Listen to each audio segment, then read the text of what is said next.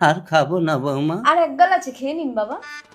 প্রতাপ, তুমি বিয়ে করে আসলে? হ্যাঁ, কারণ এতদিন হয়ে গেল তুমি আমাকে একটা সন্তান দিতে পারোনি। তুমি একবারও ভেবে দেখেছো আমি যদি একটা সন্তান নেই তোমার বাবাটাকে কে দেখবে? তুমি এ বাড়িতে আমার বাবাকে দেখতে এসছো না আমাকে দেখতে এসছো? এই মানুষটার জন্য আমি একদিনও বাপের বাড়ি যেতে পারিনি, তুমি এরকম করে বলছো? এটা তো তোমারই বাবা। আমি তো সেটাই ভাবছি, বাবাটা তো আমার, তোমার এত চিন্তা হচ্ছে কেন? এত কথা কেন বলছো? ঘাট ধাক্কা দিয়ে ঘর থেকে বের করে দিলেই তো হয়ে যায়। তুমি ঠিক বলেছো পতঙ্গ। থাক, আমাকে ধাক্কা দিতে হবে না, আমি চলে যাচ্ছি।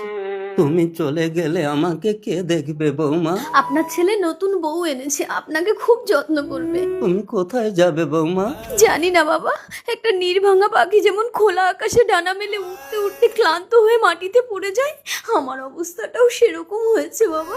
আসছি, নিজের খেয়াল রাখবেন বাবা। বৌমা। বেশি বৌমা বৌমা করে আদিক্ষেতা করবেন না তো। চলে এসো পতঙ্গ। বুড়ো বয়সে ন্যাকামো করছে। তারপর অঙ্গনা দিশেহারা হয়ে রাস্তায় হাঁটতে হাঁটতে বমি করে ক্লান্ত হয়ে মাথা ঘুরে পড়ে গেল। এক যুবক দেখতে পেয়ে তার বাড়িতে নিয়ে গিয়ে ডাক্তার ডেকে চিকিৎসা করালো। তুমি প্রতাপের স্ত্রী না? প্রতাপ তো আমার বন্ধু। সুখবর, তুমি মা হতে চলেছো। এবার কি আসি তাহলে। হ্যাঁ আসুন। আচ্ছা চলো তোমাকে কি বাড়ি দিয়ে আসি।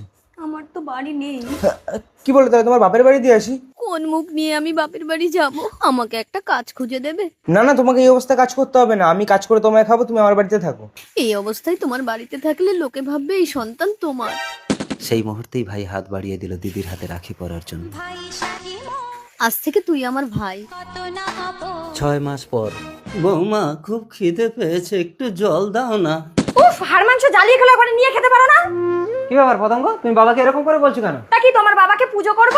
দেখো পতঙ্গ, অঙ্গনার একটা সন্তান হয়নি বলে তোমাকে আমি এই বাড়িতে বিয়ে করে এনেছিলাম, কিন্তু তুমি তো বাঁচা, তোমার সন্তান ধারণের ক্ষমতা নেই। ও হ্যালো, সমস্যাটা তোমার, সমস্যাটা আমার না। দেখবে যাও, তোমার বউ অন্য একজনের সাথে সংসার করে পেটে বাচ্চা ধরেছে। তোমার দ্বারাই কিচ্ছু হবে না, তোমার ঘর করবো না, আমি চললাম। পতঙ্গ, জল দিচ্ছি বাবা। এই নিন বাবা জল। বৌমা এতদিন কোথায় ছিলে মা? এরা আমাকে খেতে দেয় না। নিন জলটা খেয়ে নিন। কেমন আছো অঙ্গনা?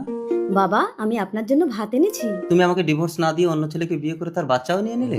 পেট ভরে খান বাবা। কি হলো অঙ্গনা, আমার কথা জবাব দিচ্ছ না যে? এবার থেকে আমি প্রতিদিন এসে আপনাকে খাইয়ে দিয়ে যাব। হ্যাঁ বাবা, আসি বাবা। আমার কথা জবাব দিয়ে যাও অঙ্গনা।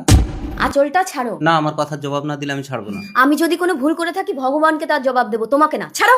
অঙ্গনা। বৌমা। তারপর প্রচন্ড চিন্তায় শোকে প্রতাপ যখন রাস্তায় বসেছিল, হঠাৎ ডাক্তারের সঙ্গে দেখা হলে অঙ্গনার পেটের সন্তান সম্বন্ধে ডাক্তার যখন বিস্তারিত বলল, তখন প্রতাপ বুঝতে পারলো তার মানে অঙ্গনার পেটে আমার সন্তান।